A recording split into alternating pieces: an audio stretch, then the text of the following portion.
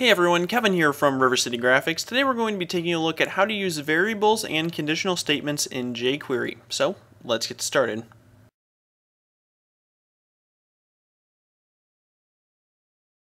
Alright, so here in Dreamweaver we have our files that we've been using in the past few videos. Now if you haven't seen those videos, I recommend that you go and check those out because we've showed how to actually link to the jQuery library, how to set up a link to an external jQuery file, and then how to actually start manipulating some HTML by using jQuery.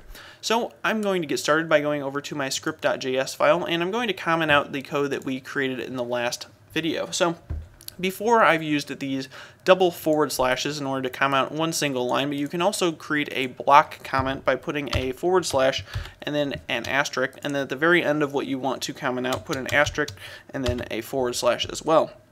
So that can create a block comment so that you can comment out more than one line at a time. So what we're going to be learning today is how to actually use variables and conditional statements. So to get started, we're going to talk about variables, which are basically containers for information. So variables can store numbers, they can store sentences or words, basically whatever you want them to actually store. So in order to create a variable, you're just going to say var, and then space, and then you need to create a name for the variable. So I'm just going to call mine, say, my var.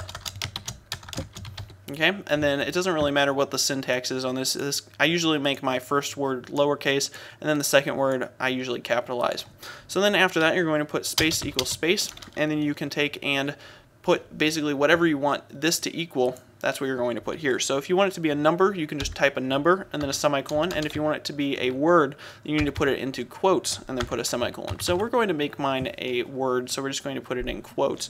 So I'm just going to say hello exclamation point is what my variable is actually going to be equal to. So this my var is now equal to hello. So anywhere I use my var, it's going to also mean basically hello. So in order to illustrate that point, we're going to take and alert this out. So I'm going to say alert, open close parentheses, semicolon. Now, if you remember before we were using alerts, we would always have whatever we were alerting inside of quotes. Now, that's because we were basically always alerting out words. Now, if you're alerting out a variable, you don't need to have it in quotes. So I'm just going to copy my var, and I'm going to paste it right here into the alert. So since my var is equal to hello, when we alert this, it should say hello when we do that. So I'm just going to go over and preview this in Chrome, and you can see now we get an alert of hello. So all seems to be working according to plan. So we're just going to go back over here, and we're going to take a little bit more of a look at variables. So I'm going to delete this out, and we're going to create two new variables. I'm just going to call one of them number1 space equals space 1, and then we're going to make another one called number2 space equals space 2, and then a semicolon. So now we have two variables. One of them is equal to 1, and then one of them is equal to 2, and their names basically correspond with what they're equal to. So you can actually take variables and also use them in addition and math. So you can say alert, open close parentheses, semicolon, and then inside of this alert, we're going to say number1 space plus, and then a space number2. So now what we're basically doing is saying number1, which is equal to 1, plus number2, which is equal to 2, is going to be what we're alerting out. So we should see 3 actually being alerted. So if we go over to our Chrome and refresh it, you can see that we are now getting an alert of 3. So if we take and go back in here, we can get a little bit fancier. If we wanted to make one more variable, we can actually make, say, a total. So we'll say var total space equals space, and then we can make the math function go in that. So we can basically make a more compacted code by doing this. So we're going to say the total is now going to go inside of the alert. So we've basically taken and put all of our math and all of our kind of complicated stuff up here so that now our final line of what we're actually doing is a little bit more nice to actually look at. So I'm going to go back over here, and we're going to refresh it and see basically the same thing happen. It's just a little bit nicer in the code. So now what we can actually do is take a look at some conditional statements. So I'm going to take and we'll just delete out all of our variables, and we'll just leave one, and we're going to rename this to my number. Okay? So what conditional statements basically do are allow you to create a check to see if something has happened, and if it's happened, then you're going to do something. So if your number is equal to 1, then say hello. If your number is equal to 2, then say awesome. If your number is equal to 3, then say great. So it allows you to create a check on a specific thing happening, and then if that thing has happened, then it will do something. So Might seem a little bit confusing, but once you see it in action, it should make a little bit more sense. So the way that you create a conditional statement is to say if, and then open close parentheses, open curly bracket, hit enter twice, and then a close curly bracket. So this is the general way that this looks. So inside of these parentheses is going to be your condition. So what you're actually checking to see if it's happened. And then inside of these curly brackets, which would be line 11 currently, is going to be what actually happens if this is correct. So what we're actually going to be checking for is, say, my number is equal to 1. And so we're also going to need 2 equal signs because we want to check to see if my number is like exactly equal to 1.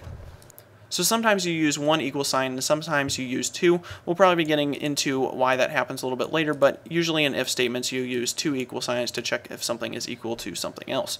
So once you've done that, what you're going to do is take and put some arguments into your if statement. So now we're saying if my number is equal to 1, then we'll say, we'll just alert something out. We'll say alert, open close parentheses, semicolon, and then inside of here, 2 quotes. And inside of that, we'll say your number is 1. Okay, so now we can take and go back over here and we'll check this. It says your number is 1. Now this is only running because our number is actually equal to 1. So if we actually took and made my number equal to 2, then that would make this if statement wrong. So it would say my number is equal to 1, which it's not, then alert this. So we shouldn't see anything happen now because our number is not equal to 1. So if we take and refresh this, you see that nothing happens. So now we can create something for the 2 if we want. So we can say else if, which is another type of condition. So we'll say else if, then open parenthesis, close parenthesis, open curly bracket, close curly bracket. And so now we'll say my number equals 2. So I'm just going to copy that and we'll change this number right here. So then we want it to say alert out your number is 2.